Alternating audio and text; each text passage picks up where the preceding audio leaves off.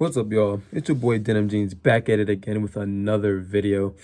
And today we're continuing the series, man. It's going to be the top 10 small forwards, in my opinion, in the NBA right now. It's been fun the last couple of videos thinking about my top 10s, like who's like slightly better than another. And looking back over my list, there may be a couple of things like that I wanted to change, but overall, I'm pretty happy with it. There's just so many really good NBA players, and it's really hard to differentiate. I think I use that word right. Differentiate between who's better, and it really all boils down to like your preference, right? Your own opinion. Like, do you value defense more than offense? Scoring more than playmaking? Rebounds more than block shots? You know, it all boils down to your own opinion. So I just want to say that these are my opinion, but I'll explain to you why, and hopefully, you agree. But if you don't, let me know why you don't down in the comment section below. All right. So just hop it right into it with my honorable mentions. We have Michael Porter Jr. for the Denver Nuggets. Still really young, a lot of potential. Could be in the top 10 someday. Otto Porter Jr. of the Chicago Bulls. He's just hurt too often for me to put him in the top 10. But when he's healthy, he's a really good 3-and-D player, which every team needs in the NBA and every team loves to have. But he's never on the court, so he can never display like his full potential. It's been like way his entire career. I also have Andrew Wiggins. Many people think he's a bust. I think he's an above average NBA player. Is he number one pick worthy? Probably not looking back, but he's a decently efficient scorer. He's really not that inefficient if you look at the statistics. That's really about it. He doesn't play that much defense. He doesn't facilitate the ball that much, but he'll get you a bucket every now and then. He's not that bad. And then also Jeremy Grant. He's getting a much larger role on the Detroit Pistons right now. In the first couple of games, he's looked really good. The only knock I have against him is I haven't seen him play as big a role as the other people in the top 10, so he hasn't had the chance to display like his full potential. So I think after this year, he may be able to slip into the top 10, but it might still be difficult just because he's going to be on such a bad team with the Detroit Pistons. But we'll see. Now, hop into my top 10. Number 10, I have Gordon Hayward. Yes, he is overpaid, but I'm starting to think he's becoming a little bit underrated. He was an all-star with the Utah Jazz a few years ago, and since then, he had his major leg injury when he broke his leg with the Boston Celtics on opening night. He's still a really good NBA player. He can still facilitate. He can still run offense through him if you need to. He can still be the best scorer on the floor any given night, really. And I don't know, but his agent finesses him a bag every time, and I don't know how he does it, but he does. I don't think he deserves as much money as he got, but his ability to put the ball in the bucket and facilitate for your team as well is really valuable. The only reason not high on this list is because he doesn't play defense incredibly well. At number 9, I have T.J. Warren. He was the leading scorer on a playoff team with the Indiana Pacers. Yes, they got swept in the first round last year, but they were the 4th seed going into the playoffs. And then when he was in the bubble, he was hooping, balling out. Easily the best scorer on that team last year. This year, I wouldn't say he's the best player on that team. I still think that's Domantas Sabonis, but T.J. Warren's versatility in scoring, whereas Domantas is more like free throw line in. T.J. Warren can stretch the floor and create space for Domantas Sabonis to work down low. That's incredibly valuable. And he also plays defense pretty well too. Number 8, I have Jaylen Brown. I think he's one of the best, one of the better two-way players in the league. He'll lock you down on defense, and on the other side, he'll give you a fucking bucket. I think the reason he might not be high on this list is because he's in the shadow of Jason Tatum and a little bit of Kemba Walker. He plays better than Kemba some nights, but sometimes Kemba plays better than him. But Jason Tatum is always better than him. And when you look at the Celtics, you always look at the superstar, potential superstar in Jason Tatum. And that sort of puts Jaylen Brown to the wayside. Not to say he's underrated, but I think he's slightly overlooked just because of who's on the team with him. But he's an incredible building piece and an incredibly solid role player or second or third best player to have. And I think he's going to get even better, which is kind of scary. And number 7, I have who is becoming the most disrespected player in the NBA in DeMar DeRozan. That might seem a little low to some people, and to other people that might seem a little bit high. It's not too high. He is still a baller. People forget he was averaging 28 points on the goddamn Toronto Raptors, man. I swear to God. He's the best player on the Spurs, and yeah, they're not that good right now. But while with the Spurs, DeMar has like evolved his game.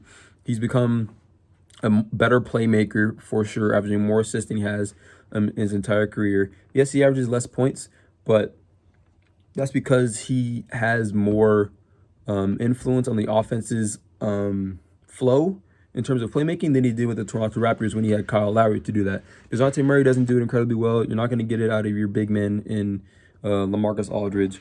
So someone has to step in and do that. And while his scoring has lessened, his playmaking has increased. He's become a more well-rounded player.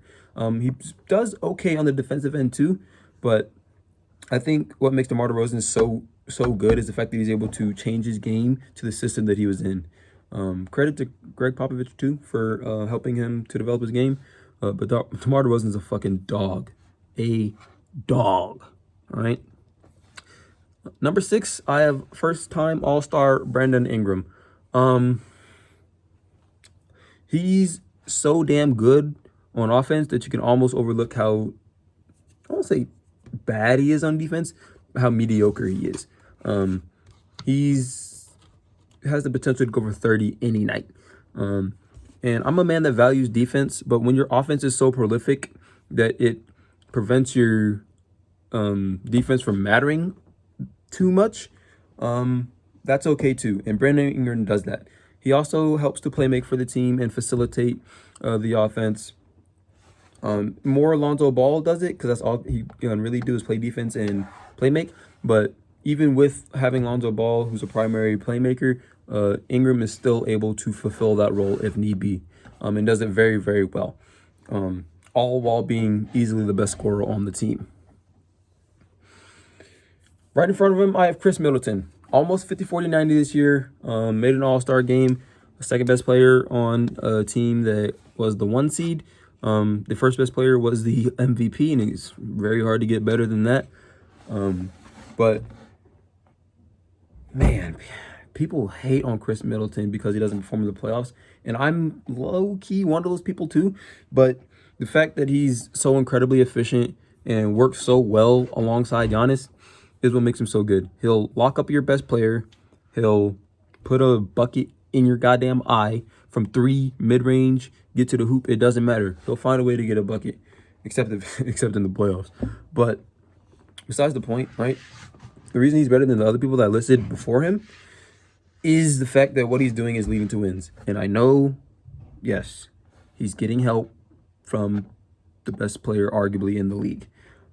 I understand that. I understand that argument, but his contribution to that team cannot be overlooked. They would not be as good as they are right now without Chris Middleton. And that's a fact. Number 4, I have Jimmy Butler. I really don't think I need to explain why he's ahead of all the other people on this list. He led the Miami Heat as a 5th seed all the way to the playoffs and took LeBron and Lakers to 6. If you guys remember watching Game 5 where he put up that stupid clutch triple-double, played like damn near the whole game. I think he played like 46 or 47 minutes. He's a dog. He's a dog. The best, not the best two-way player in the league, but the best two-way small forward in the league. Easy. Easy. Dude's a fucking dog. He's the primary playmaker for that team. He can get you a bucket if you need it, aka Jimmy Buckets, get you that clutch buckets. But even when he doesn't score a lot, he's impacting the game in so many different ways. He's so smart, plays so tenaciously, gets steals, gets a couple blocks here and there, gets a few assists, a few rebounds. He just does everything for your team. And if you need one thing from him specifically, he can do that really, really, really well, no matter what it is. And I love players like that. And Jimmy Butler, he's one of my favorite players in the NBA right now. Dude's a menace. Number 3, I have Kawhi Leonard. Might seem a little low, but it's not. Okay, I lied about Jimmy Butler. Kawhi Leonard's a better two-way player than he is. Kawhi Leonard always in the MVP conversations. People hate on him because he doesn't play all the games because he load manages. Yeah, he's probably still going to do that because it's helped lead to success for him in the past. He didn't have a great playoff run last year because they got bounced by the Denver Nuggets after being up 3-1.